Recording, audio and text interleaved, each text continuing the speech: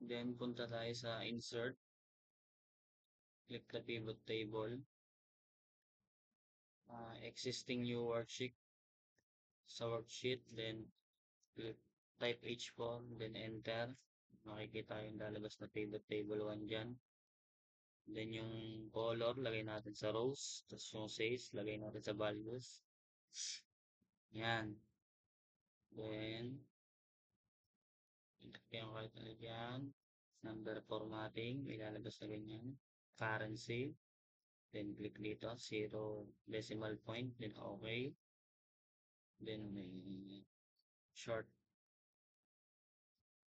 Okay na ba? Then, click ulit kayo ng kahit ano. Right link. Then, sort. Largest to mga smallest. Then, F5, baguhin natin ito na. Gawin natin ng $2,000. Yan. Then, click kayo ng kahit ano dito. Refresh. Red. Then, ibalik na natin to sa 11,000. Enter.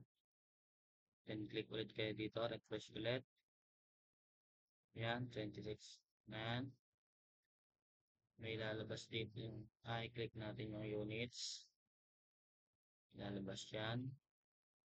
Kaklik mo ng units.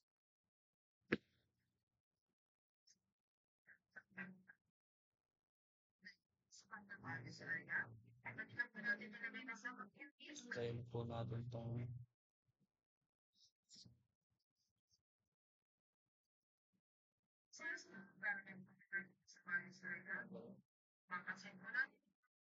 then sum of sales. Lagay ulit natin dito.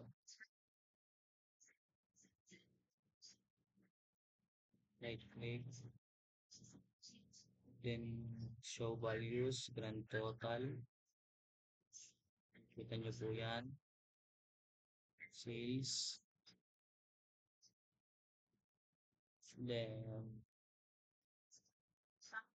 sum of sales.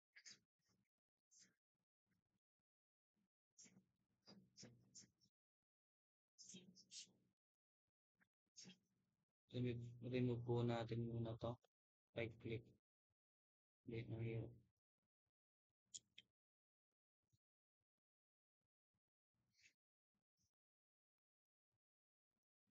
See?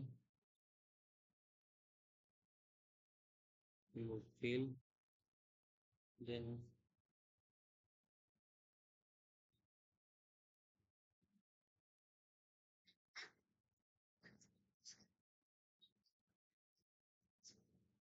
click din kayo ng kahit ano dyan.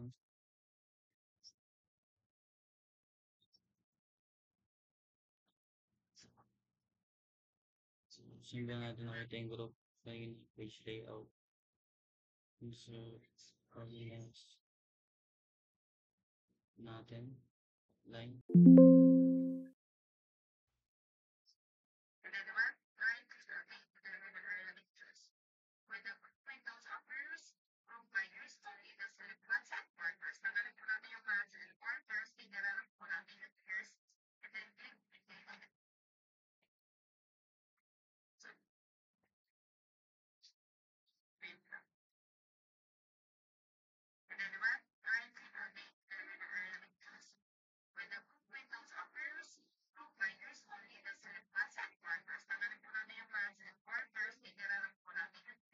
Okay, dyan. Yan na po.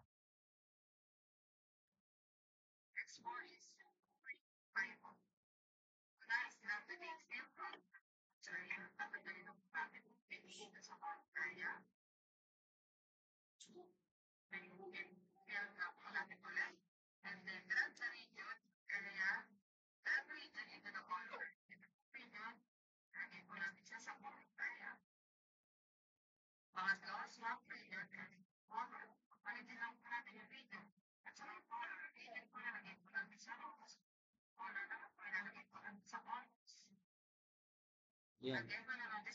Okay na po ito.